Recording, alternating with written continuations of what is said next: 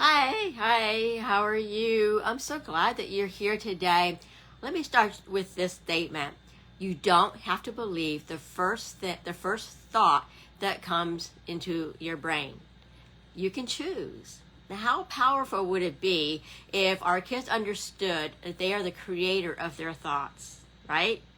Hi, I'm Jean Harville, and I'm a master neurocoach, 20-year educator of kids who think and learn differently. I'm the founder of Raising Kids Who Love to Read, and I'm the creator of the Rethink Learning Academy. So how powerful would it be if the next generation understood that they are the creator of their thoughts? And their thoughts create the emotion that they experience, and those thoughts combined with that emotion become a belief, becomes their identity, becomes a who they are.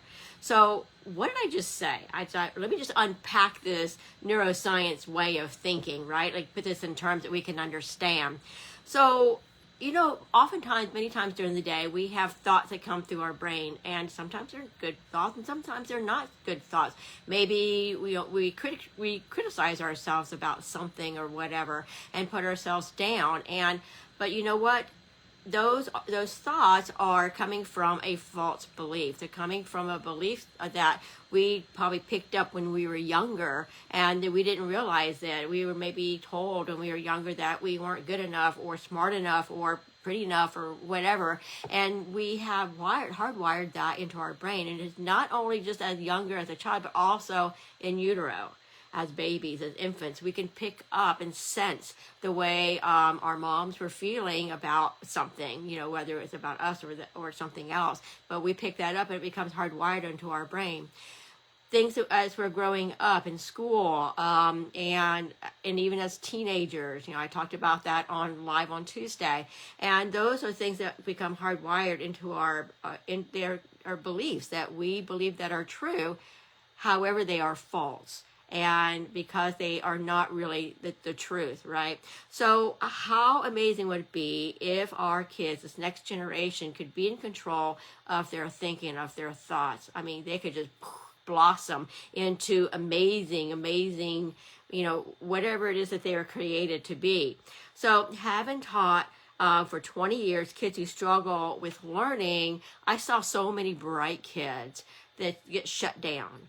They would, become so down on themselves and their learning. They would be maybe reading like 2 to 3 grade levels below, but their math, they're on grade level for math or for any of the other subjects, but they just struggled with a learning disability, or they just would think and learn differently than the other kids in their class. Maybe they had a greater visionary, type way of thinking as opposed to an analytical type thinking brain. So they would sometimes feel stupid, and I've had them say that to me when they come down to visit my classroom, because I taught special education, and I would, say, what's going on? What's wrong? I said, I feel so stupid. I can't answer those questions. I don't understand. So let's take it for you. Like, what if you were sitting in a class, if you were younger, sitting in a classroom, and the teacher, they're doing round robin reading or whatever, reading out loud, and questions were asked, and everyone's hand is going up,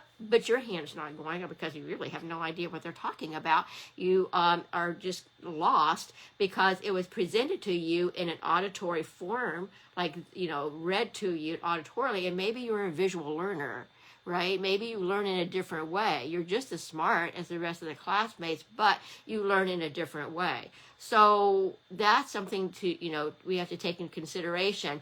So these are messages that these kids are hardwiring into their brain. They are saying, I'm dumb, I don't get it, what is wrong with me? And they pair that with an emotion, and over time, that gets hardwired into their subconscious brain. And so what their subconscious brain goes to work on is creating a safety net for us, because our subconscious brain protects us, and it's going to say, hey, don't worry, this is not your favorite, or you're not really good at doing reading right now, and so let's just don't worry about it. Let's just not read and not participate and just, do something different. It wants to protect you. And also 90% of our decisions come from that subconscious brain, and that runs, we don't even know that these thoughts are running in our brain. We really do not know it until we really pay attention to what we are saying to ourselves, or if we see ourselves procrastinating, or see ourselves becoming overwhelmed, or seeing ourselves in perfectionistic mode, right? Those are triggers to say that our subconscious brain is telling us different, something that's different. So, hey, Carolyn, how are you? And so that's protecting us. So that's something we want to be aware of. What are these thoughts are and how they're keeping us, holding us back, right? So we know that not all brains are created the same, but all brains are unique, right? Our brains were all developed or created in specific ways, for specific ways of thinking. If we all thought the same way, we wouldn't move forward as a society. We need people that think differently so that we can move forward in society. What happens is our institution of education is it's stuck. It's not, yet there is some leeway, to a point, and we have great and amazing teachers who see that and recognize that that our kids don't all learn the same, but they are bound also into what they can teach and to their time strengths of time limits of getting through material. And I get that because I've been there. So we want to know that now that we know through neuroscience that we are the creator of our thoughts, and if we have a thought that doesn't serve us, that holds us back, that makes us feel not equal and not important, and we can refute that, and we can replace that with the truth. So let's go back to our kids, okay, who struggle to learn. So maybe you have, you have reached imagine you're a kid and you've encountered a roadblock in understanding how to answer questions. And you're like I say, you're not feeling very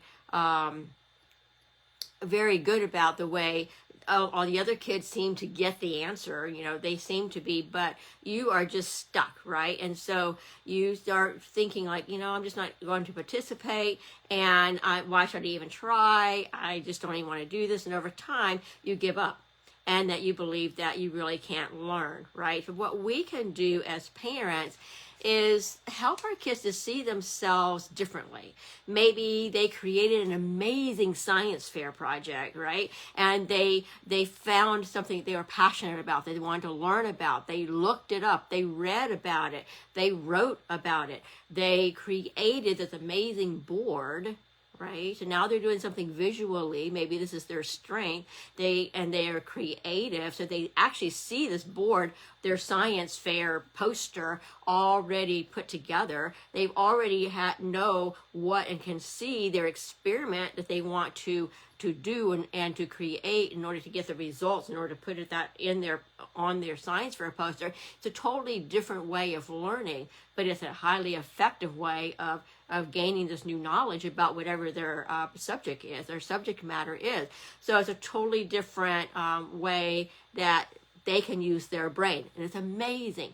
And so what if we could notice that in our kids, and notice that when we take them away from the confines of our education system, and we can really pour into them through their passion. Maybe they want to be an entrepreneur. Maybe they want to there's just so many things. They want to take dance lessons, or right now that's a little bit more difficult. Well, we could do it through Zoom, I guess, right now. But you get the point, is that we can find what they're passionate about and then help them with the reading and the writing or whatever it is that they pull from that project, from that passion, and they're going to be a lot more motivated. Wouldn't you be more motivated to learn more about what it is that interests you? So, we can assist them to recognize their thoughts around what they've created, and say, and to the point where they say, I am a learner. I am smart. I'm good at designing experiments. I am able to analyze data, draw conclusions from my experiments, and I'm capable of learning, and I love using my hands to create my visual skills to draw. And empowering statements said that with emotions and repeated over time, it becomes their new identity, right? So they can identify as a learner. I can learn. So let's think about when you learned to drive, right? So you were so excited and scared at the same time, and you know, you had to learn all the gadgets and all the gauges in the car and make sure you could see out the mirrors, and you had someone to sit with you to tell you what to do first, what to do next, and so forth. And then, sometimes your actions were timid as a result of you becoming like super vigilant or super aware of everything that's going on around you. You're grasping that steering wheel pretty tightly in your hands, and you just didn't want to make any mistakes whatsoever. Oh gosh, I hope that, and maybe you passed by an accident that had happened. You say, oh gosh, I hope that never happens to me. So these thoughts that are going through your brain becomes this sort of a fear of something bad that could happen, or maybe you had a bit of a concern that and then maybe while you're thinking about that, you got a little bit too close to the person in front of you before you could stop your car. All of that adrenaline is rushing in, and that's creating some fear or the way you think about driving. Like, I have to be super, super careful. And it's really not until you've gained experience in driving where you can relax and you can disprove those beliefs that you had at first, that driving is hard, driving is scary, driving is something that to be super, super careful with. And so when you have gained that experience in driving, you can start relaxing and say, I am a good driver. Now you can change those thoughts. I'm a good driver. I'm very aware while I'm driving. I make sure my mirrors are set. I am very careful when I drive. I watch the cars in front of me. I create that space that's necessary.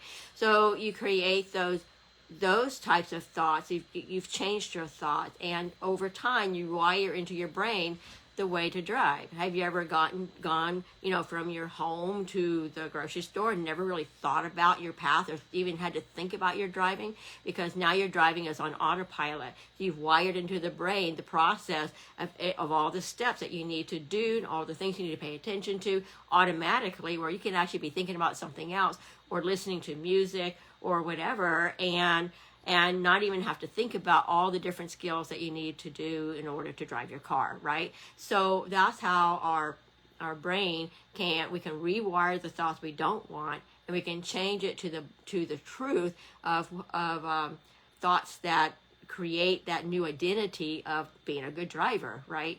And so it's so amazing how our brain can be changed with the neuroplasticity of the brain and the way the neurons flow inside the brain. And we can break away old habits, we can break away old thoughts, and we can create new neural pathways of the thoughts that we want, right? The thoughts that we want, the new identity that we want to identify with.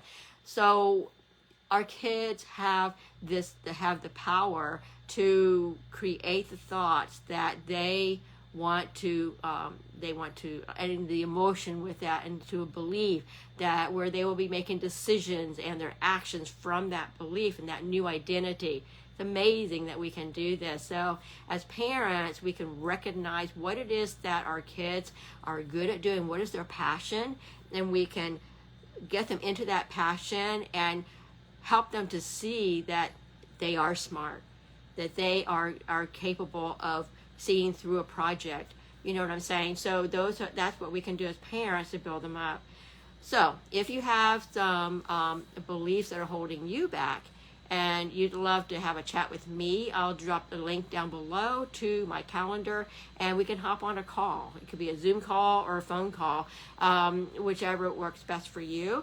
And we can chat about some beliefs that you have around your parenting, or around a habit that you would like to break, that you find yourself when you get into a stressful situation, that it's kind of like a go-to habit that you may have, that you want to kind of break that because you see that's kind of holding you back, right, in your parenting. So I want to thank you for taking the time to joining me on this live. And I know that you are incredibly busy taking care of your amazing kids. You're home, either homeschooling them or doing home education or picking them up or whatever it is that wherever you live and whatever is allowed in your country right now or in your state. So I truly honor you with your time as well as your kids and the bond that you have with them. And I'm here to answer questions. You can just check the link below if you'd like to give me a call and we can have a chat. So I'm going to say bye. I hope you all have an amazing day, and I'll talk to y'all later. Bye-bye.